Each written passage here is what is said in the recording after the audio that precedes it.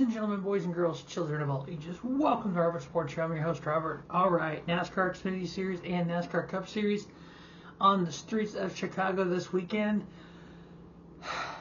I know some folks think NASCAR belongs.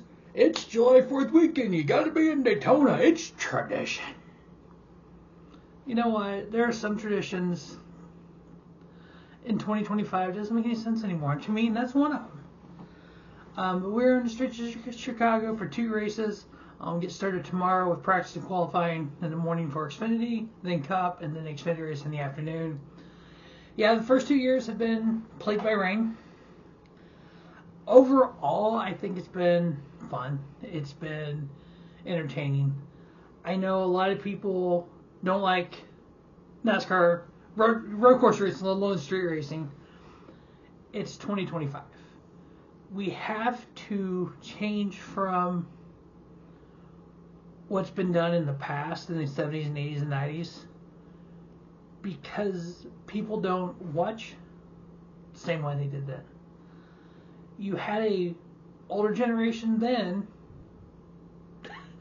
that apparently is way old now or not dead. So you gotta kind of change things up. Street racing is kind of that. I know a lot of people talk about how big F1 is. They say NASCAR needs to be more. I've heard this. NASCAR needs to be more like F1. Sweet. So street races and road course races. No, not that part. But the so you gotta pick and choose there. But anyway, NASCAR Xfinity Series, the Loop 110, 110 miles, 50 laps around downtown Chicago. 3 stages, 15, 15, and 20. I know, again, there's an argument on stage racing at road courses. Here's the thing. Look at Mexico City. Shane Van Gisbergen stayed out at the end of stage 2, knowing he had to pit during stage 3. So instead of flipping the stage like some do, instead of staying out and pitting at the end of the stage like some do, they just didn't pit at all. And he won the race from it. So there's multiple different strategies. The old strategy would have been you can go 50. I think you can do this probably done this on 1 stop, maybe 2 stops. So if you can do, say you can go 20 laps on low fuel, you need enough for lap 50. So 20 laps back from the back, lap 30, so pit around on lap 35-ish. 20 laps, lap 15 to 20-ish. Done. There's your pit stops. That's how everyone did road course racing. We didn't have a lot of that different strategies. It was once people saw running the race backwards worked, Tempo 9's team did it at Sonoma. Everyone started doing it. So in road courses in the last 4 years, since 2022, 21 races. Shane Van Gisbergen, this is just Xfinity Series. In 5 races, 3 wins, average finish 2.0. Defending champion of this race. Connor Zilisch, 2.3 average finish with 2 wins in 3 races. Taylor Gray, in 2 races, average finish 4.5. Connor Zilisch, I know with the news came out this week of Daniel Suarez not returning to Trackhouse in 2026. The new thing, obviously, more than likely it's going to be Connor Zilisch in the 87. They're going to do a number swap, 99 for 87. I'm good with that. I like Connor Zilisch. I've liked his interviews. Do I personally think he needs another year in Xfinity? Yes, I do. Do I think it would have been beneficial for Trackhouse to do a 1-year deal with Daniel and bring Connor in 2027? Yes, I do. But that's not what Justin Marks felt that he needed to do for his company. I'm becoming a fan of Connor Zilisch, and I'm going to continue supporting him as a fan. Taylor Gray, again, average finish 4.5 in 2 races this year. AJ Allmendinger, 5 wins since 2022. Average finish 4.8. I know he's not in this race, but just kind of want to throw his stats out there as well. He'll be in the booth, which is going to be great. William Salalich, 7.5 average finish. Jesse Love, 10.57. Austin Hill, 10.81. Sam Mayer, 11.19. Sheldon Creed at 14.19, as long as he doesn't win. Justin Allgaier, 14.23. At the 2 races in Chicago so far, average running position of those 2 races, Shane Van Gisbergen, 4.64. He's only in one of them in the Xfinity Series. Austin Hill, 4.78.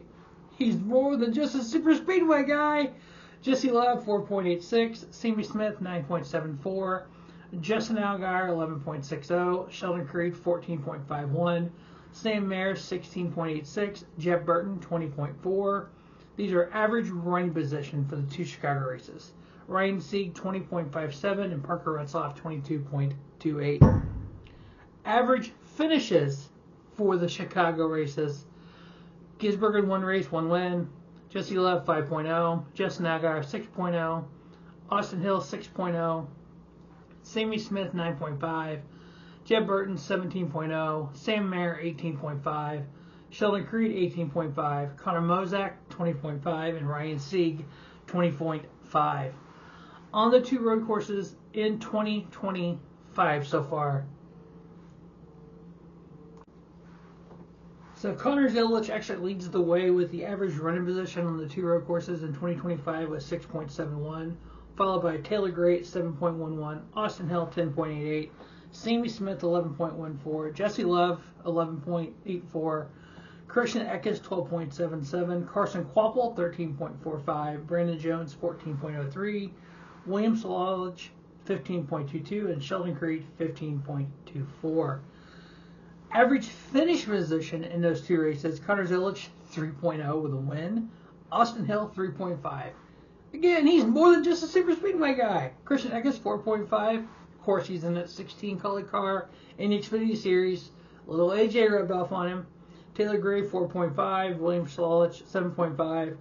Sammy Smith 10.5. Sheldon Creed 11.5. Jesse Love 12.0. Sam Mayer 13.0. Jeff Burton 13.65. So with 9 races left in the regular season, and the regular season finale is at Gateway Worldwide Technology Raceway, I will be there for my first ever Xfinity race and the Cup race on Sunday. Can't wait for that.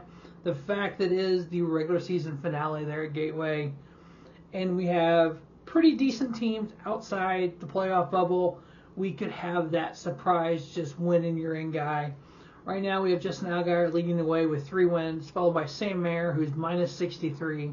He's plus 136 to the cut line. Austin Hill with 3 wins. Jesse Love with a win. Connor Zilic with 2 wins. Now, he's not won on an oval yet, but he's won on the road course and the triangle. Carson Kvapil sitting there 6th in points, plus 63 to the cut. Brandon Jones with a win. Taylor Gray plus 28. Jeff Burton plus 20. And Nick Sanchez with a win sitting there in 10th. And then Sammy Smith has the other win. And then we have Sheldon Creed tied, plus 0.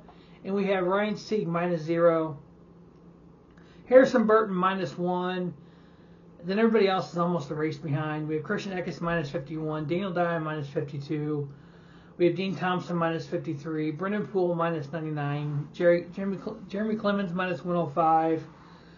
And then Josh Williams top 20 minus 126.